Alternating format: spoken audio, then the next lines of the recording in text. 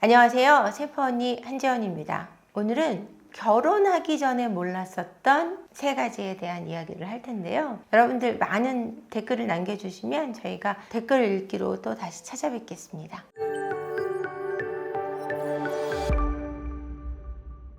결혼하기 전에 여러분, 결혼에 대해서 잘 모르는 것 같습니다. 결혼을 어떻게 생각하시냐면 내 삶의 또 다른 성공으로 생각하시는 것 같더라고요. 저도 그랬었고 여러분들의 결혼을 준비하시는 모습을 보면서 제가 느낀 부분입니다. 그래서 결혼을 하면서 어떻게 생각을 하냐면 내가 결혼을 함으로 해서 어떤 인생의 성공을 거둔다 라는 의미로 결혼을 하시는 것 같아요. 당연하겠죠. 왜냐면은 내가 결혼을 하면서 행복해지려고 결혼을 하는 거고, 내가 혼자가 아닌 누군가 나와 함께 더불어 간다라는 의미로 결혼을 하기 때문에 그 결혼이 더 행복할 거고 더 단단할 거고 견고할 거라고 믿는 건 너무나 당연한 거겠죠. 그리고 내가 갖지 못했던 것을 가질 수 있는 기회가 된다라는 의미이기도 하니까요. 근데 여러분들은 이걸 모르시는 것 같습니다. 첫 번째가 여러분들이 모르시는 게 뭐냐면 내 남편이 나와 같은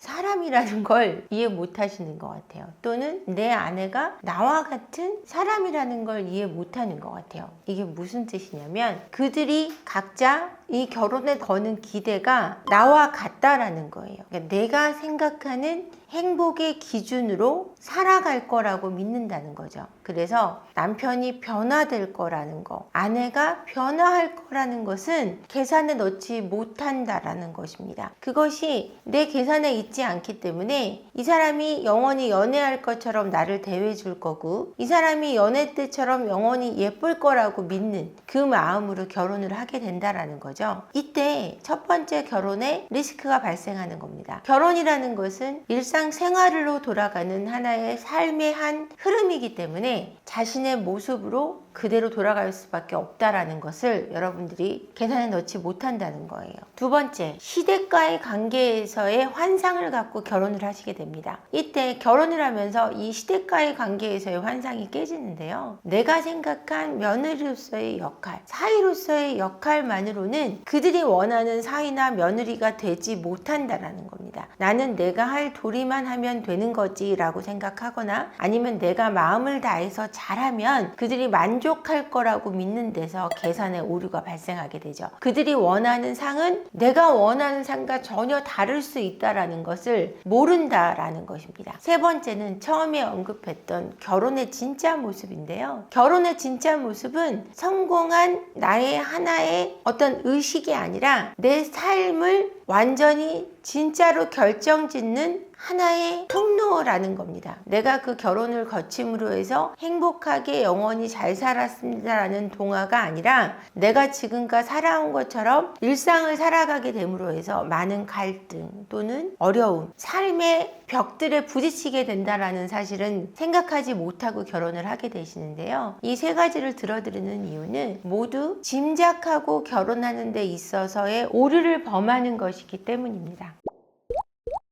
결혼을 하고 나서 이상형이 분명히 있었을 텐데 결혼 후에는 그 기준이 어떻게 깨지게 되는지. 결혼 전에 이상형이 있었던 것은 내가 이상형과 결혼했어요 라는 부분은 거의 없어요. 한 1%, 2%밖에 되지 않아요. 근데 이상적인 결혼 생활을 하고 싶어 하죠. 내 파트너가 나의 이상형이었다라고 얘기하기는 굉장히 어려운데 이상적인 결혼 생활에 대한 이상향은 있어요. 그 기준이 어떻게 깨지냐면 아내나 남편의 흐트러진 모습. 결혼 전에는 저러지 않았는데 결혼하고 나니까 너무 안 씻어요. 맨날 깔끔했던 그나 그녀는 원래 깔끔했던 게 아닌 거예요. 그 사람이 쓰고 나온 욕실이 너무 지저분했을 때도 내 이상형이 깨져요. 그러니까 결혼 전에 외모가 이상형이었다라고 생각하진 않는데 정서적인 부분이 나의 이상적이었어요 라고 얘기하는 부부들은 많아요. 결혼 전에 정말 나를 더 많이 사랑해 줬어요. 결혼하니까 웬걸 지를 훨씬 사랑해요. 나는 안중에도 없어요 라고 얘기한다든지. 그러니까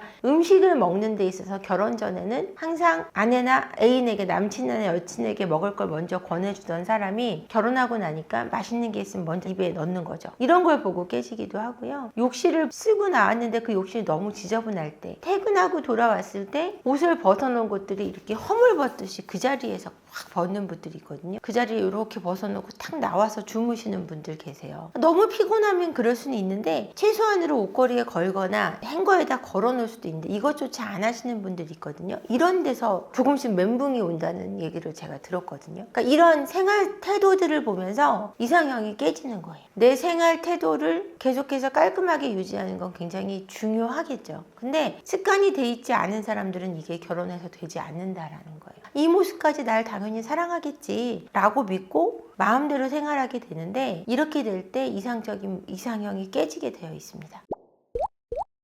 연애를 할 때 되게 매력적이라고 느꼈던 부분이 결혼 후에 많이 바뀌기도 하는데요. 어떻게 바뀌게 되는지. 이거는 굉장히 많아요. 이런 얘기 있어요. 공대에 홍일점들이라고 여학생들이 한두 명이 들어와요. 그래서 우리 과에 홍일점이 있어. 막 좋아한단 말이에요. 근데 꽈팅하고 이럴 때 보면 제가 오게 튄 거예요. 쟤 때문에 못해. 이런 식으로 처음에는 굉장히 좋았던 점이 뒤에 가서 안 좋아지는 게 이게 결혼이라는 건데 남편이 너무 리더십이 있어서 좋아한 거예요. 어디 가서든지 나서고 끌고 가고 너무 멋있다. 이런 남자라면은 믿고 갈 수 있어 라고 결혼했더니 결혼해서 나한테까지 그러는 거예요. 시키는 대로 해야 되고 하라면 하라 그러고 이런 거를 마초 기질이라 그래요. 리더십인 줄 알았는데 리더십이 있다고 결혼했더니 마초 기질을 부리는 거예요. 내 맘대로 안 되면 안 되는 거예요. 이렇게 매력적인 부분이 나를 괴롭히는 부분으로 바뀌고 너무 깔끔하고 정결해서 좋아했던 여자분이 아내가 결혼했더니 청결강박인 거예요. 먼지 하나 앉아있는 거를 못 봐요. 같이 앉아서 얘기하고 나눌 수가 없어요. 계속 닦고만 다니고 땀 하나만 흘려도 펄펄 뛰고 목욕하고 나오지 않으면 침대에 앉을 수 없고 막 이런 일이 벌어지는 거죠. 그래서 이런 식으로 그게 너무 강할 때 깔끔하다 그랬는데 너무 심각할 때 리더십이 있을 때 너무 나한테까지 리더십을 발휘하려고 할 때 적정하지 않은 매력이 결혼 후에 매력을 미워할 수 있는 미운 털로 바꿔버리는 것 같습니다. 결혼 전에는 당연하다고 느꼈는데 결혼을 하고 나서 되게 고마운 일이 돼버린 그런 경우도 있을까요? 아니 이거는 경제적인 부분일 것 같아요. 결혼 전에 이런 게 있어요. 남자친구가 항상 밥을 샀어요. 그래서 항상 밥을 사주고 데이트 비용을 지불하던 그가 결혼하고 나더니 경제권을 각자 가져가자라고 요즘에 많이 얘기하잖아요. 그래서 결혼을 딱 하고 나더니 이제는 더 이상 데이트 비용을 내지 않는 거죠. 가끔 가는 외식에서 네 돈 내 돈을 따지게 되는 이 커플에서 밥을 사는 일이 발생할 때 고마울 수 있는 이런 상담을 제가 받아본 적이 있어요. 그러니까 결혼 전에는 그게 당연한 줄 알았는데 결혼하고 나서 경제권을 각자 가져가다 보니 이 부분에 있어서 남편이 너무 철저하게 계산을 하게 돼서 이젠 밥을 사면 고맙다라는 얘기를 제가 들어본 적이 있거든요. 근데 요즘 세대는 이런 일들이 굉장히 많아요. 결혼을 하고 나서 처음으로 외롭다고 느끼게 되는 순간 대표님은 어떻게 생각하세요? 이유가 있을 때랑 없을 때랑 다를 것 같아요. 이유가 있을 때 남편이나 아내가 멀리 출장을 갔다든지 너무너무 꽁냥꽁냥 재밌었는데 출장을 가서 허전해 라고 느끼는 거랑 내가 뼛속 깊이 우울하고 외롭다고 느끼게 되는 순간이 오는 건 제가 늘 얘기하지만 인간이 외로운 게 기본값이 아니에요. 내 인간은 혼자이기 때문에 기본적으로 외로워 라고 생각하는 사람들은 아픈 거예요. 그거는 우울증의 한 종류인데 이걸 이렇게 생각하지 못하고 어떻게 생각하냐면 내가 외로운 건 남편 때문이야. 내가 외로운 건 아내 때문이야. 이렇게 생각하게 될 때 위험해요. 이랬을 때 바람들이 발생하는 거예요. 처음으로 외롭다고 느끼게 되는 순간 정말 나한테 아무런 이유가 없는지를 돌아봐야 되고요. 혼자 있다고 내가 스스로 너무 외로워한다는 건 나한테 기본적으로 유기불안이 있다는 거예요. 버려질까봐 두렵다라는 거거든요. 이런 게 있는 사람들의 어린 시절은 부모님이 너무 바빴거나 내가 유학을 했거나 기숙사에 있었거나 엄마 아빠랑 이혼을 해서 떨어져 있었거나 할머니 밑에서 컸거나 이렇게 부모를 잘 보지 못한 경우가 많아요. 나한테 유기불안이 있는지 없는지부터 아셔야 되고요. 그냥 그리워서 외롭다랑 괴로워서 외롭다랑 구분하셔야 된다는 얘기를 해드리고 싶어요. 결혼하기 전에 이런 것들은 몰랐었다라는 얘기를 해드렸는데 그 중에 가장 핵심은 여러분은 결혼에 대해서 모르셨다라는 거예요. 결혼은 내 삶의 연장선이에요. 근데 어떤 인생의 성공의 전환점으로 생각하는 것 같아요. 전환점으로 여기지 말고 연장선으로 생각하셔서 내 삶을 잘 지켜가고 행복하게, 그 연장선에 또 다른 연장선을 가진 사람이 들어왔으니 그 사람의 연장된 삶도 인정해주고 내 연장되어가는 삶도 인정하면서 고르게 행복하게 살아가시기를 바라겠습니다. 오늘 영상 끝까지 봐주셔서 감사하고요. 구독과 좋아요, 알림, 많은 댓글 부탁드리겠습니다. 고맙습니다.